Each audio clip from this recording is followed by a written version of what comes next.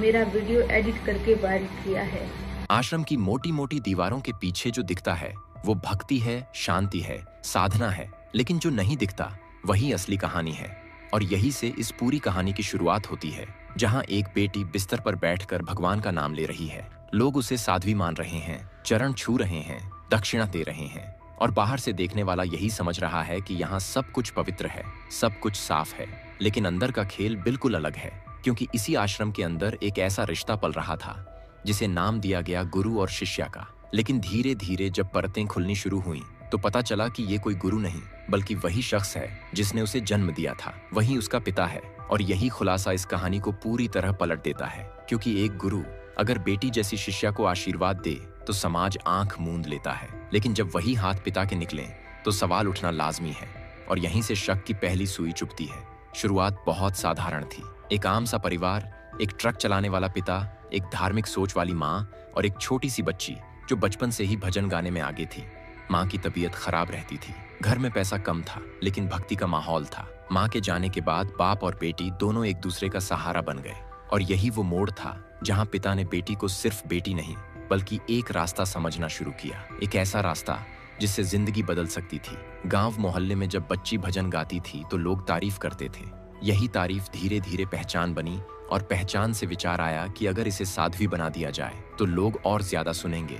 और यहीं से साध्वी बनाने की शुरुआत होती है। भगवा कपड़े, छोटी उम्र में बड़ी बातों की ट्रेनिंग, कथा कैसे सुनानी है, कहाँ रुकना है, कहाँ भावुक होना है, सब कुछ सिखाया गया।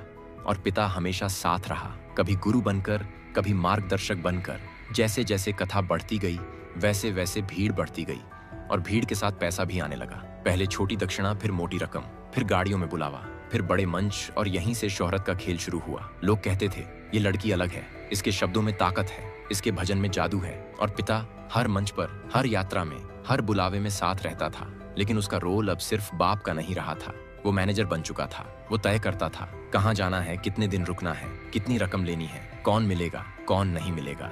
बेटी मंच पर बोलती थी, लेकिन पीछे से हर फैसले की डोर उसी के हाथ में होती थी।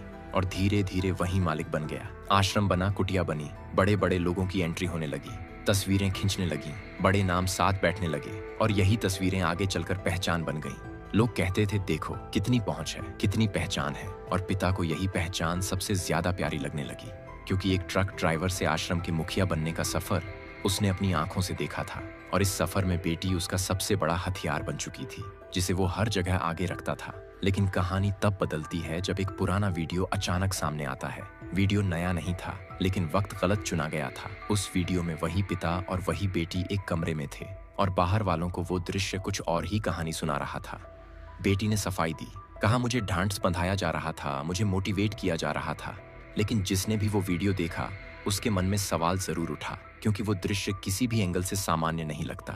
और यही से बाप बेटी के रिश्ते पर सवाल उठने लगे। वीडियो वायरल हुआ, बातें फैली, आश्रम में हलचल मच गई, सफाई का दौर शुरू हुआ। बेटी सामने आई, कैमरे के सामने बोली, अग्नि परीक्षा दूंगी, खुद को साबित करूंगी। लेकिन ये बातें जितनी बोली जा रही थीं, उतनी मजबूत नहीं लग रही थीं, क्योंकि हर सफाई के पीछे पिता की मौजूदगी साफ दिख रही थी। वो बगल में खड़ा था, नजरों से इशारे कर रहा था, और यही चीज लोगों को और ज्यादा सोचने पर मजबूर कर रही थी। यहीं से शक की सुई घूमती है, क्योंकि जब सवाल सिर्फ बाहर वालों के होते हैं तब उन्हें नकारा जा सकता है, लेकिन जब सवाल अंदर से उठने लगे तब मामला गहराता है। और यही वो मोड़ है जहां लोगों का भरोसा पूरी तरह डगमगा चुका था, और हर जवाब के पीछे एक नया सवाल खड़ा था। वहीं से कहानी आगे बढ़ती है, क्योंकि अब मामला सिर्फ वीडियो या सफाई तक सीमित नहीं रहा था। अब हर हरकत, हर मिनट और हर फैसला शक के घेरे में आ चुका था। और इसी बीच एक दिन अचानक ये खबर आती है कि साध्वी की तबीयत खराब है। शुरुआत में इसे हल्के में लिया गया, बिल्कुल वैसे ही जैसे रोजमर्रा की चीजों को लिया जाता है। कहा गया कि जुकाम है, गला खराब है, थकान ज्यादा हो गई है, कथा से लौटी है, आराम कर लेगी और ठीक हो जाएगी।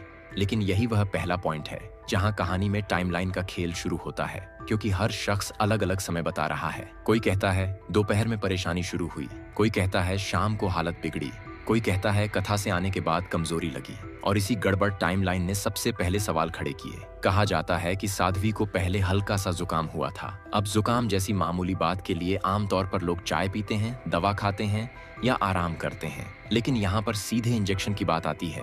और यही से कहानी अजीब हो जाती है, क्योंकि न तो कोई डॉक्टर मौजूद बताया जाता है, न कोई पर्ची, न कोई जांच। बस ये कहा जाता है कि एक कंपाउंडर को बुलाया गया जिसने आकर इंजेक्शन लगाया। और यहाँ पर सबसे बड़ा सवाल यही खड़ा होता है कि आखिर जुकाम के लिए इंजेक्शन क्यों, और वो भी ऐसे माहौल में जहाँ बड़े अस्पताल नजदीक थे, बड़े डॉक्टरों से संपर्क था, लेकिन फिर भी एक कंपाउंडर को बुलाया गया और वो भी बाहर से। कंपाउंडर को बुलाने की कहानी जितनी साधारण बताई जाती है उतनी है नहीं, क्योंकि बताया जाता है कि उस कंपाउंडर का आश्रम में पहले से आना जाना था, मतलब वह कोई पहली बार नहीं आया था। और अगर ऐसा है तो सवाल उठता है कि उसे इतनी छूट क्यों थी कि वह बिना डॉक्टर के निर्देश के इंजेक्शन लगा सके। और यह इंजेक्शन कौन सा था, इसका नाम किसी को नहीं पता, मात्रा किसी को नहीं पता। और यही वो जगह है जहां शक की सुई तेज हो जाती है, क्योंकि जिस वक्त इंजेक्शन लगाया गया उसी के कुछ देर बाद हालत तेजी से बिगड़ने की बातें सामने आती हैं। इसके बाद जो कहानी बताई जाती है वो यह है कि हालत बिगड़ने पर साध्वी को अस्पताल ले जाया गया। लेकिन यहाँ पर भी फैसला हैरान करने वाला है, क्योंकि नजदीक में बड़े अस्पताल मौजूद थे, रास्ते में बड़े मेडिकल सेंटर पड़ते थे जहां तुरंत इलाज मिल सकता था। लेकिन इसके बावजूद एक दूर वाले अस्पताल का चुनाव किया गया, और वो भी निजी गाड़ी से। और यही फैसला आगे चलकर सबसे ज्यादा सवालों में आता है कि आखिर क्यों उस रास्ते को चुना गया जहां पहुंचने में ज्यादा वक्त लगता है, और जहां बीच में कई बेहतर विकल्प छोड़े गए। अस्पताल पहुंचने के बाद जो हुआ वो भी बयान दर बयान बदलता है। डॉक्टरों के अनुसार जब साध्वी को लाया गया तब हालत बेहद गंभीर थी, लगभग प्रतिक्रिया खत्म हो चुकी थी। फिर भी डॉक्टरों ने कोशिश की, सीपीआर दिया, हर संभव प्रयास किया, लेकिन कोई प्रतिक्रिया नहीं मिली। और यही वो पल था जहां डॉक्टरों ने सलाह दी कि आगे की प्रक्रिया पूरी की जाए। और यहीं पर एक और चौंकाने वाली बात सामने आती है कि इस प्रक्रिया से इनकार किया गया और कहा गया कि इसकी जरूरत नहीं है। डॉक्टरों का कहना था कि ऐसी स्थिति में निष्पक्ष जांच के लिए यह जरूरी होता है, लेकिन पिता ने मना कर दिया। और यही मना करना कहानी को और ज्यादा रहस्यमय बना देता है, क्योंकि आमतौर पर जब कोई अपने बेहद करीबी को खो देता है तो वह चाहता है कि सच्चाई सामने आए। लेकिन यहाँ पर जल्दबाजी दिखाई जाती है और जल्दबाजी में फैसले लिए जाते हैं, और यही जल्दबाजी बाद में सवालों की वजह बनती है। और इसी बीच एक और हैरान करने वाली चीज सामने आती है। साध्वी के इंस्टाग्राम हैंडल से एक पोस्ट आती है जिसमें कहा जाता है कि सब कुछ सामान्य था, निधन प्राकृतिक था। और यही पोस्ट सबसे बड़ा झटका देती है, क्योंकि सवाल सीधा है कि जब यह सब अस्पताल में चल रहा था तब ये पोस्ट कैसे आई, किसने लिखी, किसने डाली और किसके कहने पर डाली गई। जब इस पर सवाल पूछे जाते हैं तो पहले गोलमोल जवाब मिलते हैं, फिर अचानक एक बयान आता है जिसमें पिता खुद कह देते हैं कि यह पोस्ट उन्होंने अपने ड्राइवर से करवाया था। और यही वो पल है जहां उनकी आंखें कैमरे के सामने ठहर जाती हैं, आवाज लड़खड़ाती है और कुछ सेकंड के लिए वो खुद भी नहीं समझ पाते कि क्या बोल गए।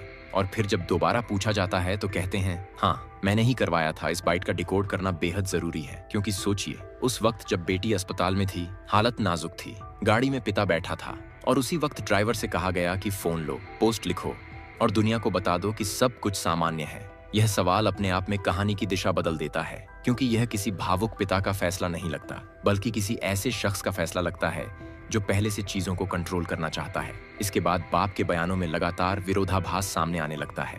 कहीं वो कहते हैं कि हालत अचानक बिगड़ी, कहीं कहते हैं पहले से कमजोरी थी, कहीं कहते हैं इंजेक्शन जरूरी था, कहीं कहते हैं साधारण जुकाम था।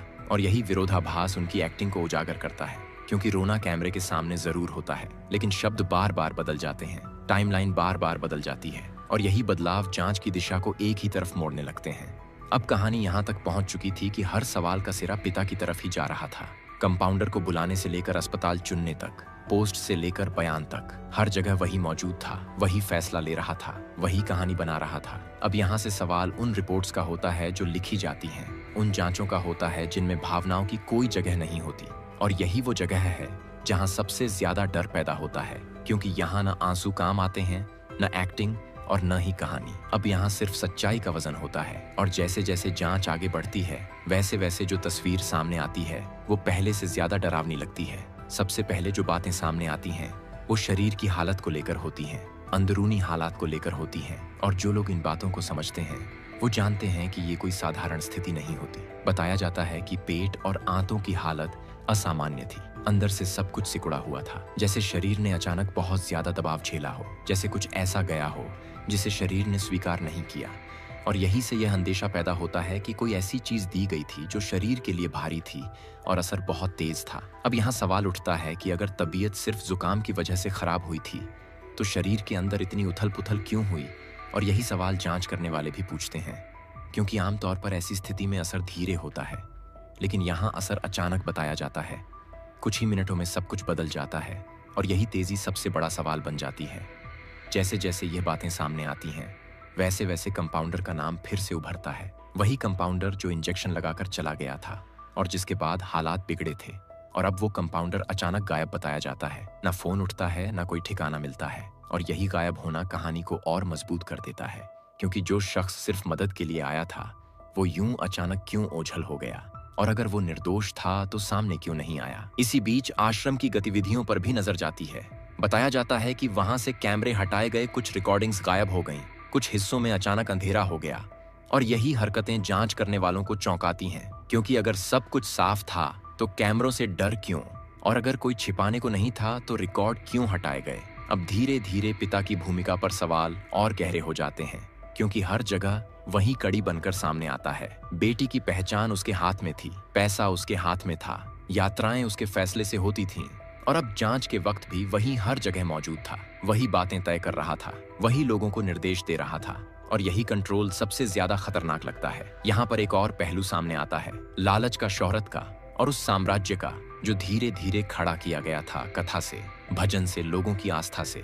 और जब वो साम्राज्य खतरे में पड़ता दिखा, जब वायरल वीडियो ने उस छवि पर चोट की, तब कहीं न कहीं घबराहट पैदा हुई। और उसी घबराहट में लिए गए फैसले आज सवालों के घेरे में हैं। जांच करने वाले यह भी देखते हैं कि किस तरह हर कदम पर कहानी को एक दिशा देने की कोशिश की गई। पहले जुकाम की बात, फिर इंजेक्शन की, फिर दूर अस्पताल का चुनाव, फिर जल्दी में पोस्ट, फिर बयान बदलना। और यह सब किसी संयोग की तरह नहीं लगता, बल्कि एक सिलसिले जैसा लगता है, जहां हर कदम अगले कदम को ढकने के लिए उठाया गया। अब सवाल यह भी उठता है कि बेटी क्या चाहती थी? क्या वो सच में अग्नि परीक्षा देना चाहती थी? क्या वो सच में सब साफ करना चाहती थी, या वो किसी दबाव में थी? क्योंकि जिन वीडियो में वो सफाई देती दिखती है, उनमें भी उसकी आंखों में थकान नजर आती है, आवाज में डर महसूस होता है, और बगल में खड़ा पिता हर बार मौजूद रहता है। और यही मौजूदगी कई सवाल खड़े करती है। धीरे धीरे जांच का फोकस सिर्फ एक घटना पर नहीं रहता, बल्कि पूरे सफर पर चला जाता है। बचपन से लेकर साध्वी बनने तक, साध्वी बनने से लेकर शोहरत तक, और शोहरत से लेकर उस आखिरी दिन तक हर कदम को जोड़ा जाता है। और जब इन सबको एक साथ रखा जाता है, तो तस्वीर साफ होती जाती है कि यह सिर्फ एक हादसा नहीं, बल्कि कई फैसलों का नतीजा हो सकता है।